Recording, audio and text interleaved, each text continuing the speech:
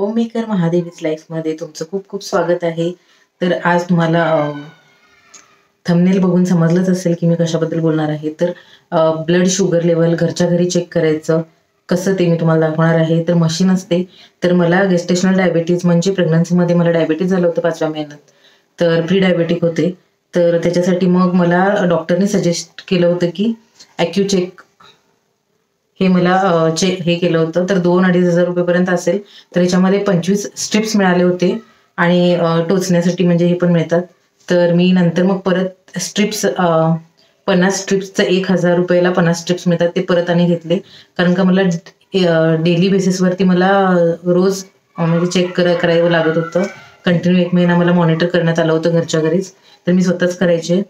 मग मला कसं सांगण्यात आलं होतं की आपण सकाळी उठल्यानंतर उपवास असतो आपला, काही खाल्लेलं नसतं. तर फर्स्ट उठल्या उठल्या आपण ब्लड शुगर चेक करायचं आणि तेव्हा बघायचं आपण किती आहे. आणि नंतर मग जेवण सकाळचा नाश्ता झाल्यानंतर 2 तासांनी आपण परत चेक करायचं. तर असं सगळीकडे करतात आणि डॉक्टर पण तसंच करतात. तर तिकडं मग रक्त द्यावं लागतं तपासणीसाठी. तर हे घरच्या घरी तुम्हाला जास्त रक्त पण जाणार नाही आणि घरच्या घरी पण चेक करता येतं. तर डॉक्टरच्या सजेशनच मी घेतलं आहे. आणि तुम्हाला जर म्हणजे घरात कोणी असेल तर तुम्ही घेऊ शकता. आणि हे ॲक्यूचेक म्हटलं तरी एकदम बेस्ट आहे असं म्हटले होते डॉक्टर. तर मी हेच घेतलं होतं. आणि तर मला एक दिवस सकाळचं चेक करायला लावायचे, मग दुसऱ्या दिवशी दुपारचं जेवण झाल्यानंतर 2 तासांनी चेक करायचं, तिसऱ्या दिवशी संध्याकाळचं जेवण झाल्यावर 2 तासांनी चेक करायचं. असं मला कंटिन्यू 1 महिना करायला लावले होते. तर प्रत्येकाचं वेगवेगळं असतं. आता घरात म्हातारे लोक पण असतात किंवा अबोव 40-50 यांना पण आता डायबिटीज झालेलं असतं. तर त्यांच्यासाठी बेस्ट ऑप्शन आहे. सारखं सारखं जावं लागत नाही डॉक्टरकडे. तर मी हे घेतलेलं आहे. आणि त्यावेळेला तर तुम्हाला तर दाखवते मी ह्याच्यामध्ये काय काय येतं ते. तर हे ओपन केल्यानंतर ह्याच्यामध्ये अशी स्ट्रीप येते. ह्याच्यामध्ये 25 होते ॲक्च्युली आधीचे. आत्ता मी घेतलेले आहे त्याच्यात 50 आहेत. आणि तर हे ओपन करून दाखवते मी. ह्याच्यामध्ये असे स्ट्रिप्स असतात. तर आपण जे रक्त असतं आपलं ते ह्या ग्रीनवरती ठेवायचं असतं. नंतर मी दाखवते पुढे व्हिडिओमध्ये तुम्हाला. तर असे स्ट्रिप्स असतात ती. आणि हे लॅन्स म्हणतात त्याला. तर हे टोचण्यासाठी असतं, म्हणजे सुईच म्हणा तुम्ही, सुई म्हटलं तरी काय हरकत नाही. तर हे म्हणजे ओपन नसलेलं आहे. तर ते पण कसं त्याच्यामध्ये हे करायचं, इन्सर्ट करायचं ते दाखवते मी. तर ओपन झाल्यानंतर असं असतं. हे तुम्हाला टोक दिसत आहे का? टोक दिसत असेल तर मला सांगा तुम्ही. आणि हे पण 10 काहीतरी असतात. तर हे पेन सारखं एक आहे. तर ह्याच्यानेच टोचायचं आहे आपल्याला. आणि घरच्या घरी स्वतःलाच टोचून घ्यायचं. तर ही मशीन आहे. आणि हे बघा पाठीमागं. तर मला यातलं जास्त काही समजत नाही, पण ही मशीन आहे. आणि तर ही मशीन ऑटोमॅटिक हे होते, स्ट्रिप घातल्यानंतर ऑटोमॅटिक चालू होते. तर पुढे मी व्हिडिओमध्ये दाखवते, नक्की बघा आणि मला सांगा कसं वाटतं. तर सकाळी उठल्या उठल्या आपण ॲक्यूचेक मशीन घ्यायची आणि फास्टिंग ब्लड शुगर लेवल आपल्याला चेक करायचं आहे. तर ते आपण कसं चेक करायचं बघूया. तर आता आपल्याला हे पेन आहे. तर ह्या पेनमध्ये आपल्याला ते लॅन्स म्हणजेच ते सुई सांगितलं होतं मगाशी, ते घालायचं आहे त्याच्यामध्ये.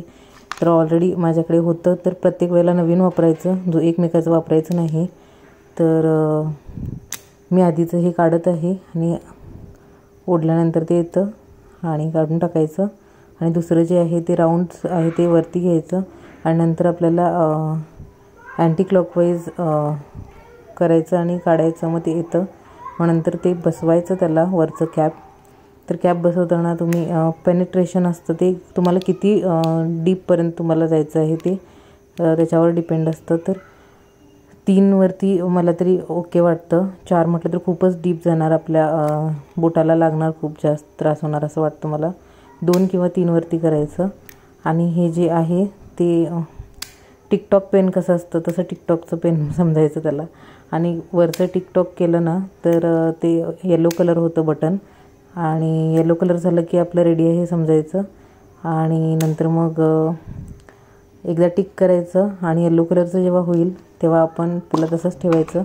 आणि स्ट्रिप काढून घ्यायची ह्याच्यातली बॉक्समधली त्या. तर आता स्ट्रिप काढून घेतल्यानंतर मशीनला ती पूर्ण मी लावत नाही, तर त्याला एक विदिन अ टाईम त्या याच्यामध्ये घालायचं असतं. तर मी पहिले आता टोचून ब्लड हे करून घेते. तर 3 वरती ठेवते मी. तुम्ही 2, 3, 4 किती ठेवू शकता. जर तुम्हाला जास्त डीप हवं असेल, म्हणजे रक्त येत नसेल तर 4 वर ठेवायचं, पण 4 वर शक्यतो नाही ठेवलं तरी चालेल, 2 किंवा 3 वर चालतं. आणि ते ॲरो मार्क केलेले आहेत, तर ॲरो मार्क ते वरच्या बाजूला करायचे. आणि मी अजून त्याला टच केलेलं नाही आहे, तसंच ठेवलं आहे. तर ते येलो कलरचं बटन दाबल्यानंतर रक्त येतं आपल्या इथं. मग ते दाबायचं. दाबलं की आपलं 1 ते 2 थेंब आलं तरी बस होतं. मग आता ते मी स्ट्रीप आत घालते. मग लाईट पेटला आहे बघा ग्रीन, याच्यावरती टिक झाला. तर ते लाईट पेटल्यानंतर ते दाखवतं आहे ब्लड लावा म्हणून. मग ब्लड लावायचं त्या ग्रीन कलरच्या ह्याला. मग ग्रीन कलरच्या ह्याला लावल्यानंतर थोडं वेट करायचं. थोडं वेट केल्यानंतर आपल्याला दिसतं आपलं किती ब्लड लेवल आहे ते. तर 130 आहे माझं.